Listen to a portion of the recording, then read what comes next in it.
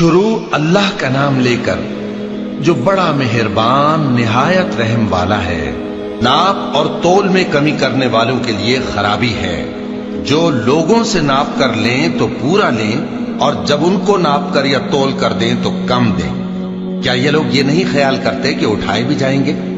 یعنی ایک بڑے سخت دن میں، جس دن تمام لوگ رب العالمین کے سامنے کھڑے ہوں گے۔ سن رکھو کہ بدکاروں کے اعمال نامے سجین میں ہوں گے، اور تم کیا جانتے ہو کہ سجین کیا چیز ہے؟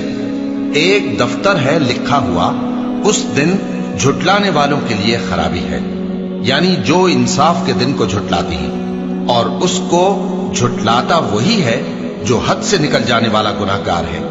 جب اس کو ہماری آیتیں سنائی جاتی ہیں تو کہتا ہے یہ تو پہلے لوگوں کے افسانے ہیں۔ ہرگز نہیں، بات یہ ہے کہ یہ جو اعمال بد کرتے ہیں ان کا ان کے دلوں پر زنگ بیٹھ گیا ہے۔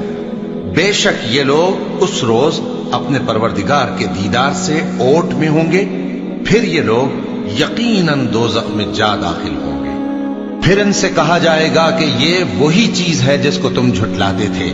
یہ بھی سن رکھو کہ نیکوکاروں کے اعمال نامے علیین میں ہوں گے۔ تم کو کیا معلوم کہ علیین کیا چیز ہے؟ ایک دفتر ہے لکھا ہوا جس کے پاس مقرب فرشتے حاضر ہوتی ہیں۔ بے شک نیک لوگ نعمتوں میں ہوں گے، تختوں پر بیٹھے ہوئے نظارے کریں گے، تم ان کے چہروں ہی سے نعمت کی تازگی معلوم کر لو گے۔ ان کو شراب خالص سر بمہر پلائی جائے گی جس کی مہر مشک کی ہوگی۔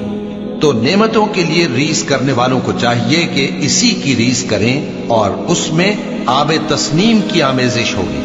وہ ایک چشمہ ہے جس میں سے اللہ کے مقرب پیئیں گے۔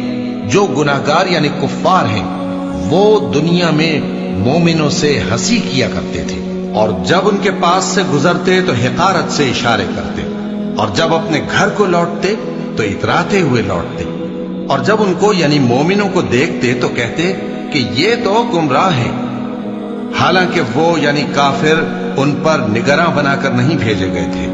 تو آج مومن کافروں سے ہنسی کریں گے کہ مسندوں پر بیٹھے ہوئے ان کا حال دیکھ رہے ہوں گے۔ آج کافروں کو ان کے کاموں کا پورا بدلہ مل گیا نا۔